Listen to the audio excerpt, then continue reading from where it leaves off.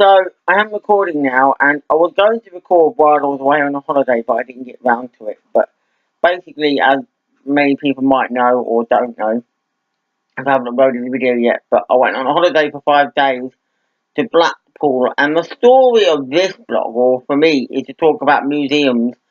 Because while I was in Blackpool, we decided, me and my mum and my dad, because that's who I went on holiday with, decided we would go to Manchester for the day. We wanted to go there to go around the shops and things, but the predominant idea of going to Manchester, considering the shop that I wanted to go to is no longer actually in the town centre, was they have a free museum. Yes, a museum which is free to get in. And what was it? The National Football Museum. Now, as people know, I love football. It's probably my second or joint first favourite sport behind darts, right?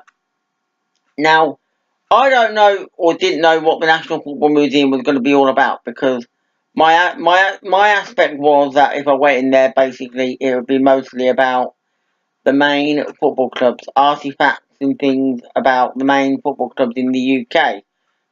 Celtic, Rangers, Manchester United, Chelsea, Arsenal, Liverpool, Tottenham, whatever. And possibly a few odd significant bits from like World Cups and say things like European Championships, and the possibility of the odd like team that isn't that well known who have a significance in the history of football. But to my surprise, there was a little bit more than that than I thought. By the way, if you do go to Manchester, I thoroughly suggest you go into the National Football Museum. It is fantastic. It's not too far from the Victoria Station, which I might well say something at the end about that because of something about it basically. But if you do go to Manchester and you like football, I suggest you go. It is an amazing museum. It's all done voluntary.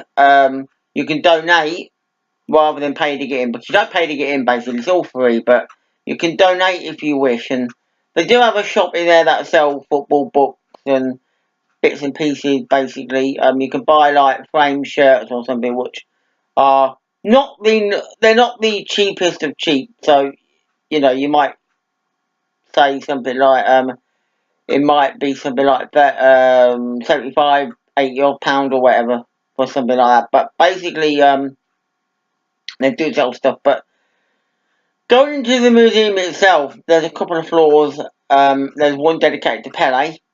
I'm not quite sure why, but there is one dedicated to Pele. Maybe because they feel that he is the greatest footballer of all time, and therefore he deserves basically a place in the museum all by himself. But apart from that, there are floors of various things, from old football games that you used to be able to get years ago, right through to things like tabletop football, like Sabutio. It's got some of that in there. There's books and various things, replicas of trophies and shirts and things like that. And it's basically, I know a lot of the artifacts in there are going to be by big teams. That is quite what a lot of it is about. If they have a shirt from, say, Nottingham Forest winning the European Cup by some footballer, they've had that in there basically to show it. They wouldn't have like all 11 of them, but they would have one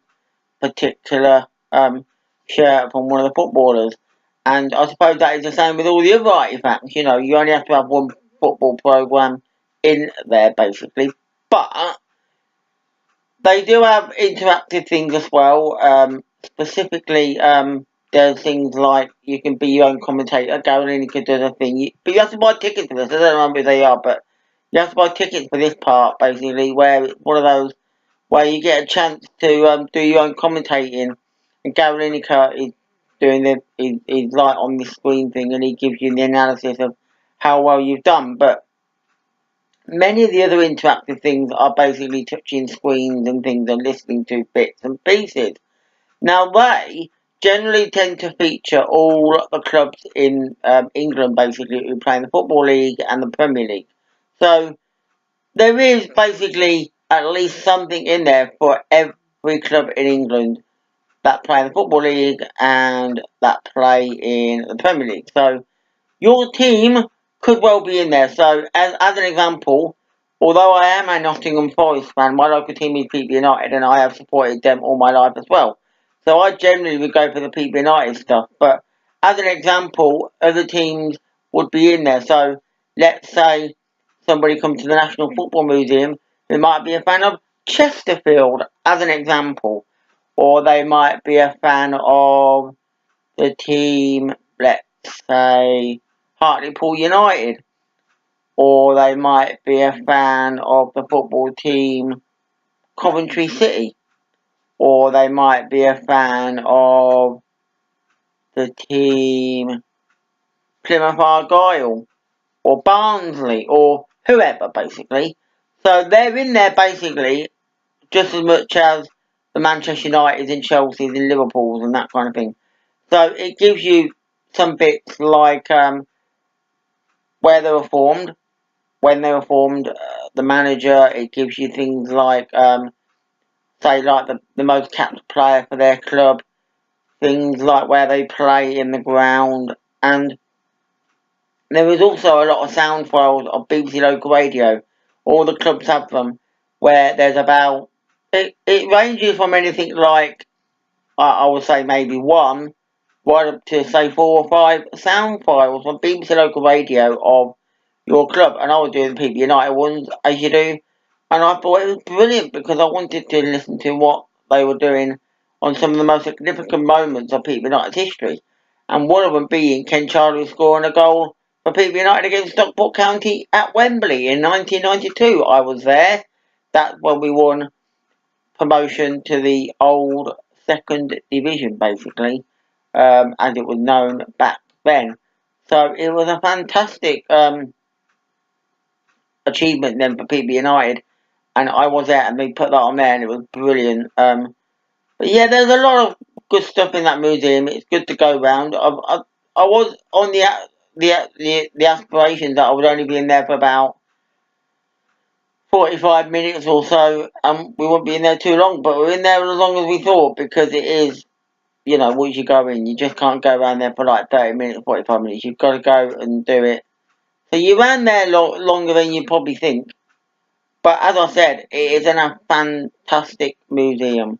And I urge anybody to go to the football museum if they like football. And basically, don't worry if you support one of them lower league football clubs where they'll say, there's not going to be anything in here by Chesterfield. There is. I'm just saying there isn't really so much of the artifacts. I mean, that doesn't... Unless they could put something in there, but I don't suppose they would have that room in there to put every football league club in there with artifacts. But what they can do is they can certainly put a little bit of information in certain things. So you've got the interactive space, which they could do that, because... And I think there's a couple of other ideas that might be worthy of in there. And I think another good idea would be to have music. Football music. Imagine if every Football League club and every Premier League club had a piece of music, a song that they've done. Wouldn't it be great if you could have them all on the listening post, so you could actually listen to football songs of all the clubs? That'd be amazing. The only thing is, if you had to do it one song for each club, I think teams like Liverpool and Manchester United would have far more songs than you think. Which one would you do? Would it be Glory, Glory Manchester, Glory, Glory Man United, or would it be Come On You Reds? Would you go for Anfield Rap for Liverpool, or would it be another Liverpool song? You'd have to sort that out. But for teams like PB United, you'd only have to have one song. Their most famous song that they did in 1974 being Posh We Are. So yeah, I'm going to sort of talk a little bit about that. I absolutely love the National Football Museum. And finishing off, basically, it actually hit me basically a little bit when we were going to Manchester Victoria, because that is where only next to it was Manchester Victoria Concert Place, where basically Ariana Grande was performing when they had that terrorist attack, which really does hit you when you think about where you basically were in there. But again, you know, we couldn't change the station, and it was better to get off there than it was anywhere else because it was nearer to the football museum. But I enjoyed my time, I would say, on my holiday, and I am going to be recording a couple of more videos after this, I think, when I think about what I should be talking about. But apart from that, I've looked at holiday, going to write a story about it, and I loved the football museum when I went to in Manchester. So all good. Until then, bye for now.